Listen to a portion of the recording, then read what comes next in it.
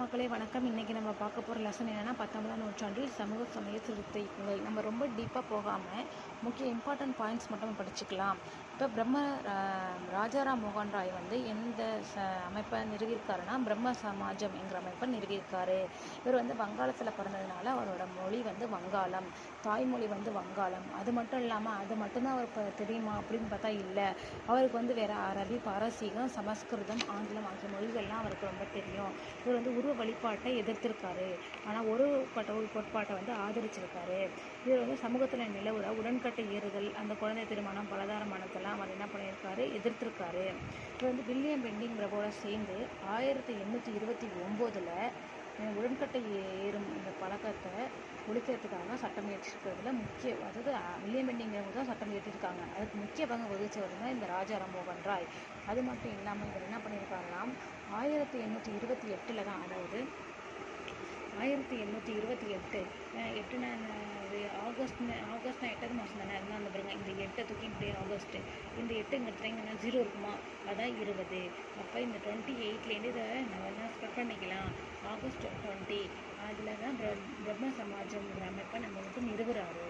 ஓகேவா. ஆனால் இவரோட கருத்துக்கள்லாம் வங்காள மொழியில் இருக்கிறதுனால வங்காள மொழி தெரிஞ்சவங்களுக்கும் கல்வி அறிவு உள்ளவங்களுக்கும் தான் இவரோட கொள்கைகள்லாம் போய் சேர்ந்துருச்சு. அதனால் அடித்தட்டு மக்களெல்லாம் இவரோட கொள்கையை போய் சேரல. அதுதான் இவரோட குறைகள்னு பார்த்தா அது மட்டும்தான்.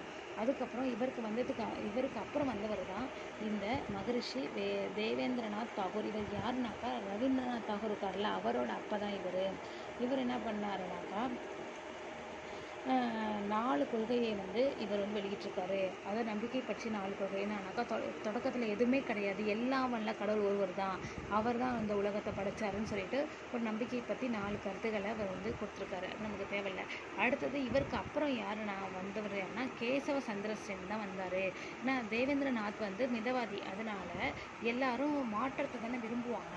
அதனால இவர் அப்போ 1857 இந்த சபையில் இணைகிறாரு.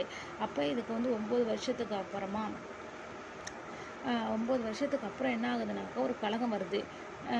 அதாவது ஒரு பிளவு ஏற்பட்டு இந்த பிரம்ம சமாஜம் பிரிஞ்சோடனே என்னன்னா இந்த கேசவ சந்திர சென் அவர் ஒரு அமைப்பை நிறுவுறாரு. அந்த அமைப்புக்கு பேர் என்னன்னாக்கா இந்திய பிரம்ம சமாஜம்னு அமைப்பு நிறுவாரு. ஆனால் அப்போ இவர் நிறுவிட்டார். அப்போ அந்த தேவேந்திரநாத்தோட பிரம்ம சமாஜம் இருக்குல்ல, அது ஆதி பிரம்ம சமாஜம் அப்படின்னு ஆயிடுது. இந்த பிரம்ம சமாஜத்தோட முக்கிய நோக்கமே என்னன்னா குழந்தை திருமணத்தை எதிர்க்கணுங்கிறது தான்.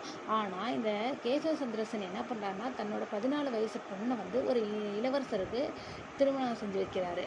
அதனால அங்கே உள்ள மற்ற உறுப்பினர்கள்லாம் இருப்பாங்க பார்த்தீங்க, அவங்கெல்லாம் ரொம்ப விரக்தி அடைஞ்சு அவங்க இதுலேருந்து விலகி சாதாரண சமாஜுங்கிற ஒரு அமைப்பை நிறுவுறாங்க. ஓகேவா.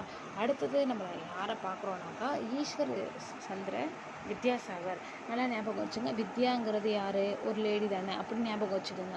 ஒரு குழுவுக்காக தான் வச்சுடுறேன். வித்யாங்க அவங்க பெண்களுக்காக பாடுபடுவாங்கள்ல, அதே மாதிரி இவங்க இந்த வித்யா யாருக்காகலாம் பாடுபட்டாங்கனாக்கா விதவைகளுக்காக பாடுபட்டாங்க. விதவைகள்லாம் மறுமணம் செஞ்சுக்கணும் அப்படிங்கிறதுல இந்த வித்யா ரொம்ப பாடுபட்டாங்க.